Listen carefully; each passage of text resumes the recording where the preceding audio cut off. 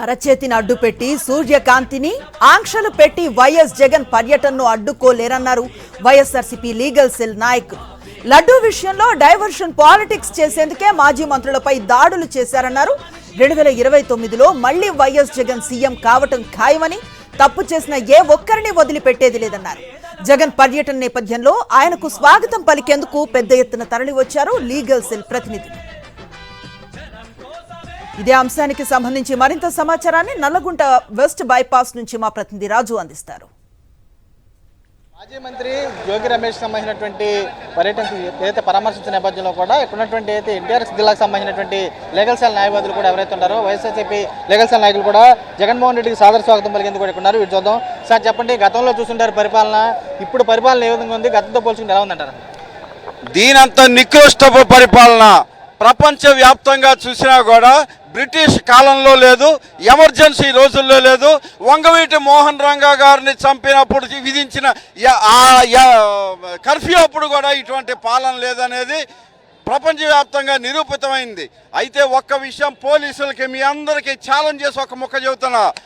జగన్మోహన్ రెడ్డి గారి రూటు మార్చినంత మాత్రాన మా గుండెల్లో ఉన్నటువంటి జగన్ గారి రూటు మార్చలేరు. చచ్చిన జగనే, బతుకున్న జగనే, ఈ జన్మంతా జగన్తోనే ఉంటాం.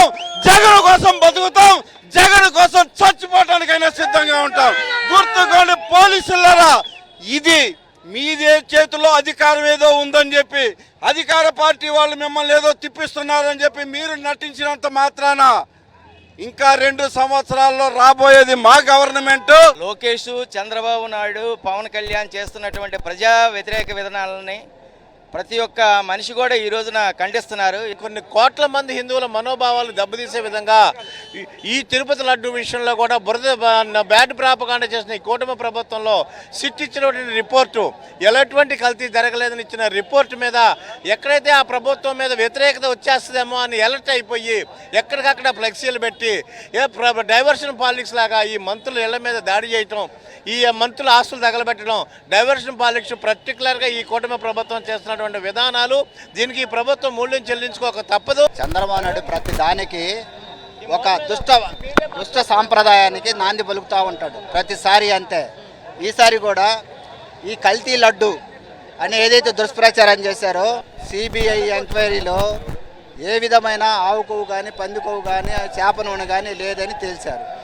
దీన్ని కప్పిపుచ్చుకోవడానికి, దీన్ని డైవర్ట్ చేయడానికి ఏం చేయాలంటే ఎవరో ఒకరు ఇళ్ళ మీద దాడి చేస్తే ఇది పక్కకి వెళ్ళిపోద్ది అనే డైవర్స్ పాలిటిక్స్, దాన్ని కప్పిపుచ్చుకోవడానికి చేసింది తప్ప.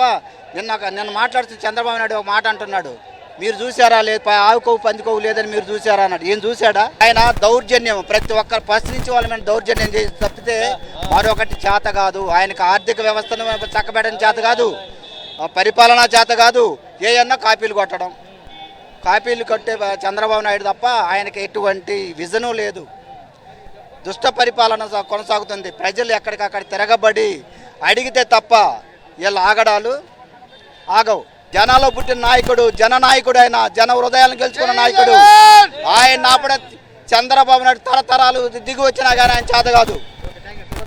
కూడా వీళ్ళంతా కూడా ఒకటే స్పష్టం చేస్తారు. గతంలో కూడా ఎన్నడూ లేని రీతిలో కూడా చూస్తే కనుక సాగుతున్న రాష్ట్రంలో జరుగుతున్నటువంటి ఆటవిక పాలన తామంతా తీవ్రంగా వ్యతిరేకిస్తున్నాము. చూస్తే కనుక జనంలోంచి వచ్చినటువంటి నాయకుడు జగన్మోహన్ రెడ్డి, ఆయన కూడా పూర్తిగా అడ్డుకోవడం ఎవరి వల్ల కాదని చెప్పని వస్తున్నటువంటి ఏది ఇచ్చినటువంటి హామీలు నెరవేర్చకుండా ఏదైతే తిరుమల తిరుపతి సంబంధించినటువంటి లడ్డు డైవర్షన్ పాలిటిక్స్ కోసమే ఏదైతే మాజీ మంత్రులకు సంబంధించి కూడా ఇళ్లపై కూడా దాడి చేశారు. ఈ దాడిని కూడా తామంతా తీవ్రంగా ఖండిస్తున్నాము. 2029 ఎన్నికల్లో కూడా భారీ మూల్యం చెల్లించుకోక తప్పదని చెప్పి లీగల్ సెల్ తరఫున కూడా వారు కూడా హెచ్చరిస్తున్నట్టు కూడా కనబడుతుంది. నరేష్ తో రాజు, సాక్షి, ఎన్టీఆర్ జిల్లా నుంచి.